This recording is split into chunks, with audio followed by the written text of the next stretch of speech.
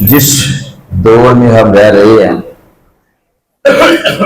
اس دور میں روز بروز ختم نبوت پر حملہ ہو رہا ہے۔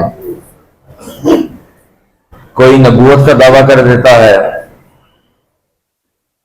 کوئی حضور پاک صلی اللہ علیہ وآلہ وسلم کی شان میں گستاخی کر دیتا ہے،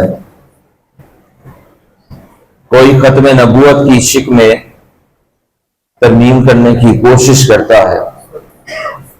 اس کی وجہ کیا ہے؟ کیوں یہ سارے معاملات ہو رہے ہیں؟ گاؤں میں چوری کی واردات کا ایک طریقہ یہ ہے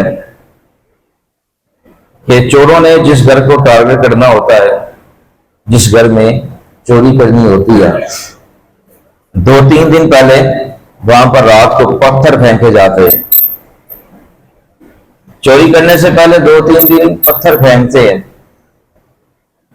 اگر تو گھر والوں کی طرف سے کوئی جواب آ جائے، لائٹ آن ہو جائے یا کوئی اٹھ جائے یا پوچھے کون ہو، تو چور اس گھر کا جو چوری کرنی ہوتی ہے اس کو ملتوی کر دیتے ہیں۔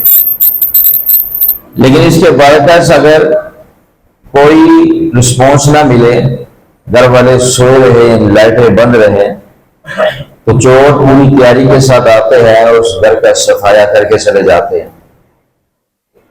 یہ بات عرض کرنے کا مقصد یہ ہے کہ ختم نبوت کی شک کو چھیڑنا یا اس میں ترمیم کرنے کی کوشش کرنا، یہ ایسا 2-3 ماہ بعد کیوں ہوتا ہے؟